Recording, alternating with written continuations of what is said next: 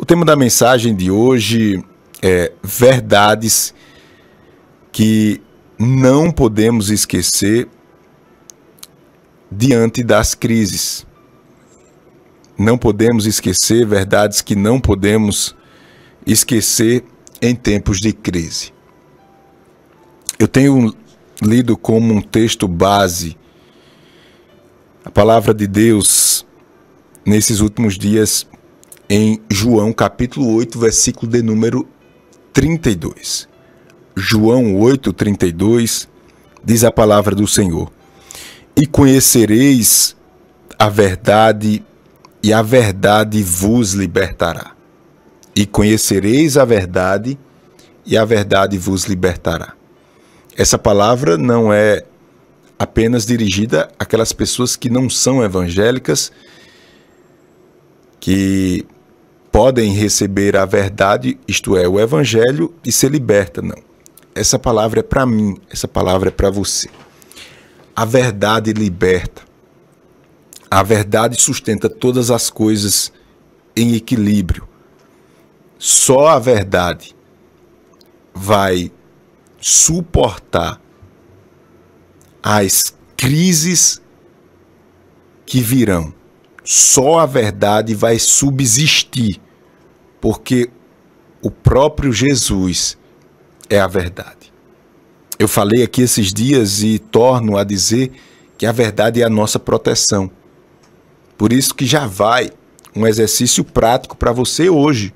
Pastor, o que é que eu posso fazer hoje para desenvolver, pastor, esse meu amor pela verdade? É você começar a praticar a verdade nas mínimas coisas. Tem pessoas que não pensam duas vezes em fazer um comentário maldoso, a levar uma história à frente que nem sabe se é verdade ou não essa história. Não sabe nem que procedência. Você tomando esses tipos de precaução, você está contribuindo com a verdade.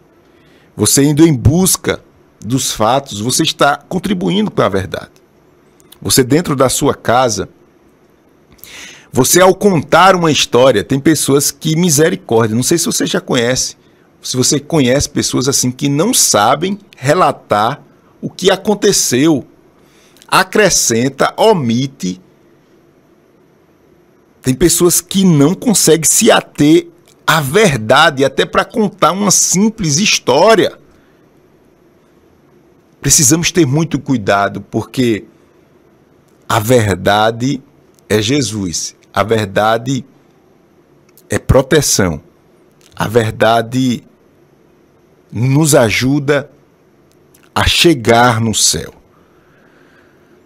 Verdades que não podemos esquecer diante das crises ou em tempos de crise. Se você não acompanhou toda essa mensagem, você depois pode ir nas minhas redes sociais, que tem a parte 1, a parte 2, a parte 3. Na verdade, a parte 3 é essa que a gente está falando agora. Mas nós exploramos bem a primeira verdade.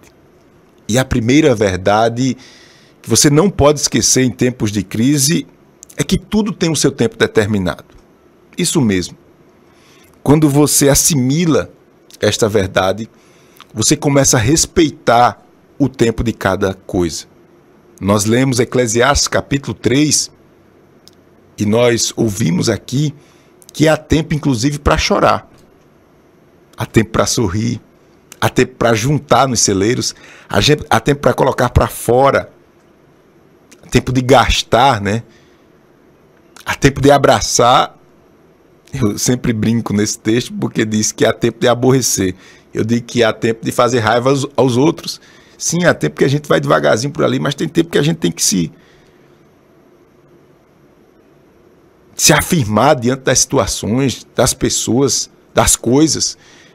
Então, a primeira verdade é: tudo tem o seu tempo determinado para os propósitos de Deus debaixo da terra.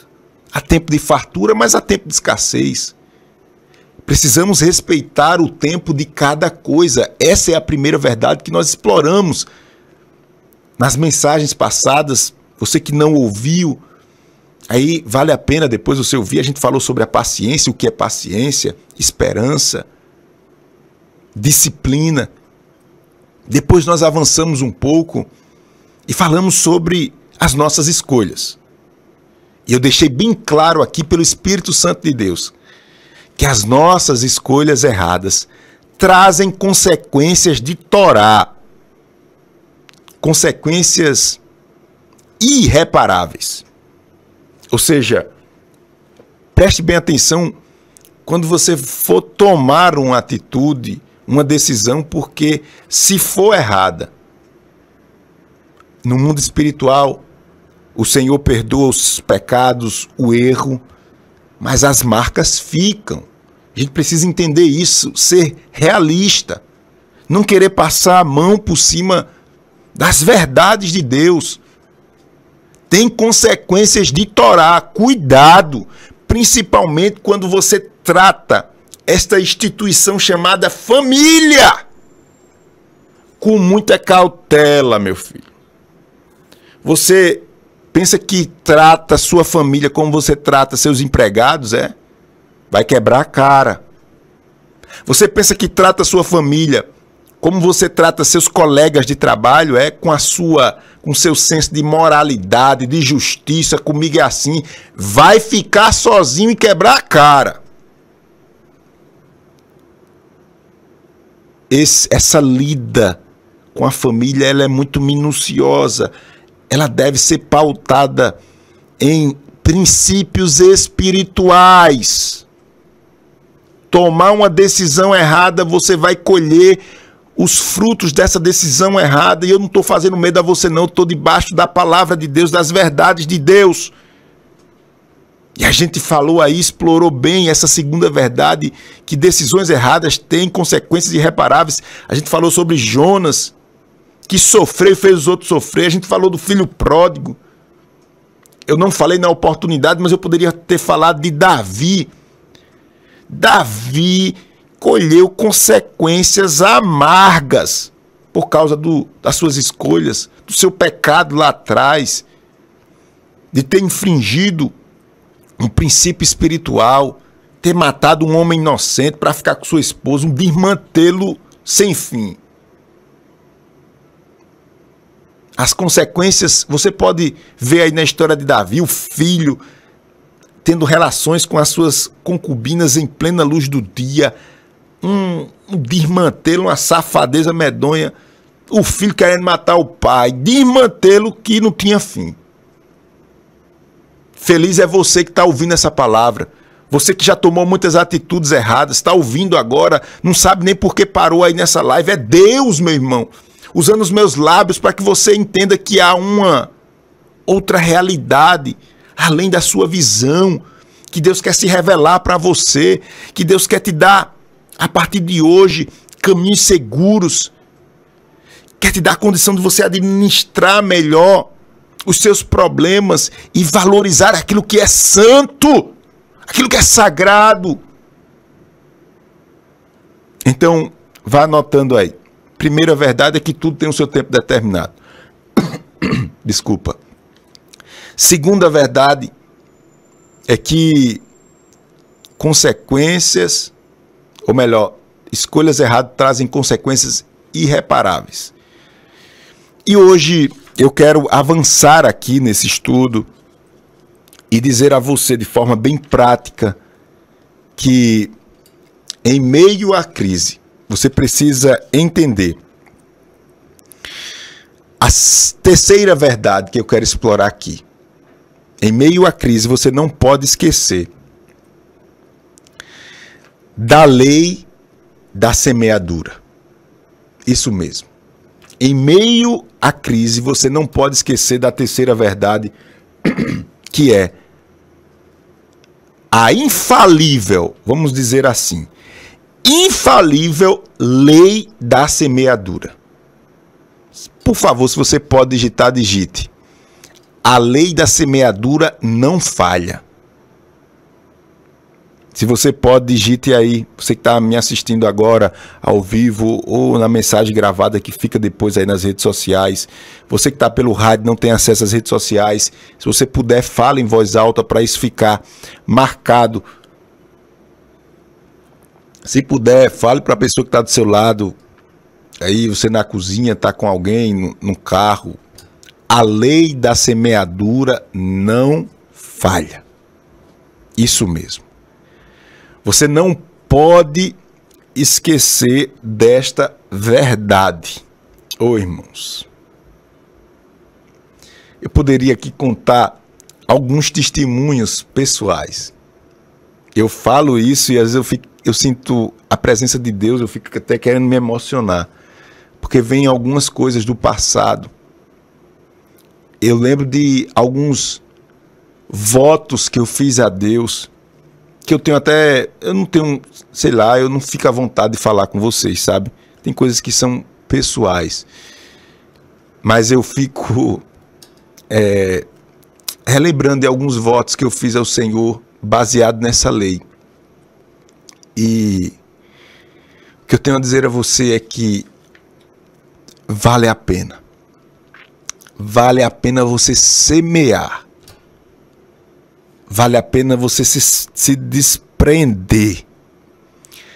Vale a pena você se preocupar um pouquinho, porque isso não é da nossa natureza, se preocupar um pouquinho com a dor do outro. Se preocupar um pouquinho em servir as pessoas sem interesse. Você que faz isso, meu irmão, deixa eu te dizer e desfazer aqui qualquer confusão do diabo. Deus é na sua vida. Eu vou repetir isso. Não importa a sua condição, o que você esteja fazendo, não, mas se você se preocupa com a dor do outro, se você quer servir ao outro sem interesse, eu estou te dizendo, Deus é na sua vida. Deus é na sua vida. Você não faz isso não é porque você simplesmente aprendeu com alguém ou porque você é bonzinho, não, é porque Deus é na sua vida. Não é natural o homem se compadecer da dor do outro. Não é natural o homem servir ao outro sem interesse, não é. E essa atitude está baseada na lei da semeadura. O que você planta, você colhe. Se plantou pouco, colhe pouco. Se plantou muito, colhe muito. E diante da crise, você não pode perder de vista esta verdade universal. Quem está entendendo, diz amém. Quem está entendendo, diz amém. A lei da semeadura não falha. Olha o que diz 2 Coríntios, capítulo 9, versículo de número 6. Palavra de Deus. 2 Coríntios, capítulo 9. Deixa eu ver se é essa leitura mesmo. 2 Coríntios, capítulo 9. 2 Coríntios, capítulo 9, versículo de número 6. Deixa eu ver se é esse aqui. É esse mesmo. Diz assim, ó. E digo isto, que o que semeia pouco, pouco também ceifará. E o que semeia em abundância também ceifará. Eu vou repetir. O que semeia pouco, pouco também ceifará. E o que semeia em abundância também ceifará. Aleluia. Glória a Deus. Eu quero lhe incentivar, sentindo a graça e o fogo de Deus aqui conosco.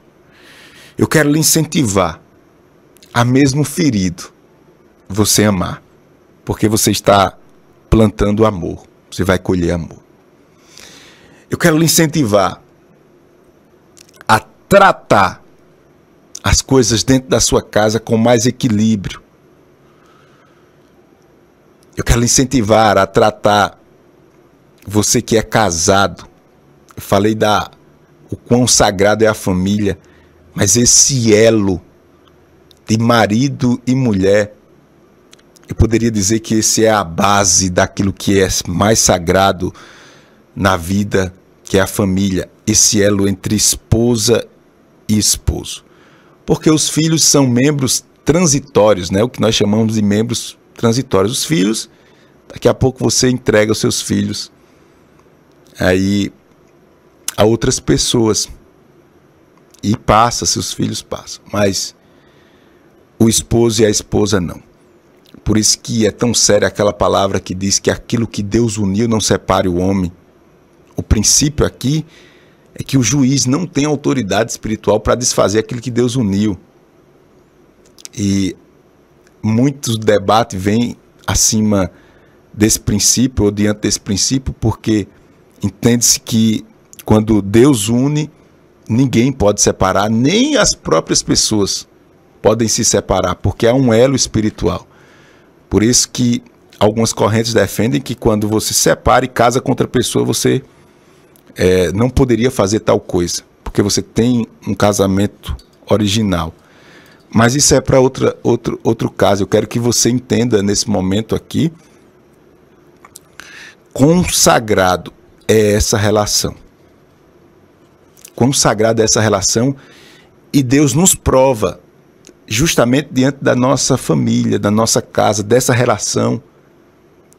É aí onde ele vai aperfeiçoar, o próprio Deus vai aperfeiçoar todos os valores espirituais para que você seja moldado e pareça com ele. Então, vamos lá, um exercício aqui bem prático. Hoje eu quero lhe convidar para você ter mais paciência com as pessoas da sua casa. Eu quero lhe convidar a plantar compreensão dentro do seu lar. Eu quero lhe convidar a ser mais generoso dentro da sua casa, porque não tem proveito nenhum. Pessoas que são pessoas amigas, são pessoas companheiras fora de casa, são pessoas que gostam de ajudar, mas dentro de casa é uma peste. Dentro de casa é uma peste. Me permito usar essa expressão. Os filhos não suportam, esposa não suporta, marido não suporta. Agora, quando vai para a igreja, no trabalho, nas coisas da vida, é uma pessoa compreensiva, é uma pessoa amiga, sorridente, trata bem todo mundo. Você está pecando com essa atitude. Porque é dentro de casa onde nós aprendemos a praticar essa lei que não falha, que eu chamei aqui o terceiro ponto. A lei da semeadura não falha. Essa verdade não pode sair das suas práticas diárias. Eu aprendi que semear é uma opção, mas colher é obrigatório. A gente poderia digitar isso aqui, ó. Semear é opcional, colher é obrigatório. Nesse estudo eu aprendi isto e passo para você. Semear é opcional. Você que sabe, se você semeia ou não. Agora, colher, você vai colher de todo jeito. O que você semeou ou o que você não semeou. Eu quero fechar esse momento aqui para a gente orar. E quero pontuar uma verdade que colabora para a gente entender essa verdade maior que nós chamamos de lei da semeadura, dizendo que a lei da semeadura não falha. Eu quero dizer a você que as suas palavras são sementes. As suas palavras são sementes. Olha o que diz Provérbios 18, 21. Provérbios 18, 21 está escrito: a morte e a vida estão no poder da língua. Repito, a morte e a vida estão no poder da língua, e aquele que ama comerá do seu fruto. A morte e a vida estão no poder da língua, e aquele que a ama comerá do seu fruto. Palavras são sementes. Guarde o que eu vou lhe dizer aqui. Guarde o que eu vou lhe dizer aqui. Suas palavras não morrem. Suas palavras são eternas. A minha oração é que essa palavra entre no seu coração e encontre guarida, encontre um lugarzinho seguro. Muitas pessoas não sabem porque não estão bem espiritualmente, não estão se sentindo, como eu posso dizer, forte o suficiente para enfrentar as crises. Olha para um lado e para o outro e não vê nenhum pecado concreto. Olha para um lado e para o outro e não vê nenhum pecado, vamos dizer assim, hediondo, daqueles pecados mais clássicos. E diz, pastor, não sei de onde é que vem tanta fraqueza, de onde é que... Você já parou para pensar no que você fala? Tem pessoas que vivem uma vida desenfreada no quesito língua. São pessoas que jogam toda a sua espiritualidade fora através da sua língua. Isso é muito sério. Quando eu digo que as suas palavras não morrem, não caem no chão e morrem, eu estou dizendo com base na Bíblia Sagrada, porque o próprio Jesus disse que nós seríamos julgados, ou nós seremos julgados por meio daquilo que nós falamos. Foi Jesus que falou. Naquele dia você vai ser julgado pelo que você falou. E talvez você diga, mas pastor, quem nunca falou uma bobagem? Verdade. Quem nunca falou e quem nunca fala, né? A gente fala bobagem. Mas que você esteja atento a isso. Porque tem pessoas que são desgovernadas. São pessoas que não medem palavras. Isso está destruindo, isso é um câncer. A gente poderia estar tratando de outra situação grave, mas grave de verdade é isto. Isto está consumindo as tuas forças espirituais. Se controla em nome de Jesus. Começa evitando pessoas que vivem falando mal dos outros, pessoas que vivem se alimentando de fofoca, de disse-me-disse. Isso é uma desgraça na sua vida.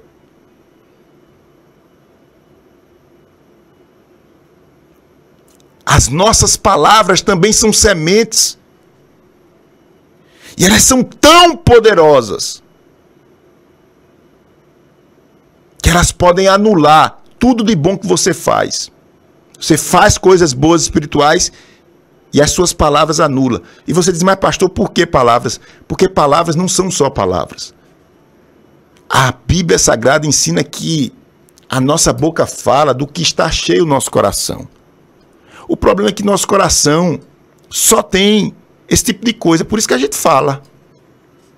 Pessoas que só falam piadas sujas, aquelas piadas nojentas, palavras com duplo sentido, é porque o coração dela está cheio de safadeza. Só fala isso. Só fala isso. Não sabe falar outra palavra a não ser nesse sentido. Porque o coração dela está cheio disso. Pessoas que falam violência, palavras truculentas. Por quê? Porque o coração dela está aí a boca só expressa. É aquela história, né, que antigamente a mãe dizia aos filhos, não fale palavra feia não, que eu vou lavar a sua boca com sabão. Tinha que lavar, na verdade, é o coração. A gente fala porque está no coração. Então, guarde a terceira verdade que você não pode esquecer em tempos de crise. A lei da semeadura não falha. A lei da semeadura não falha.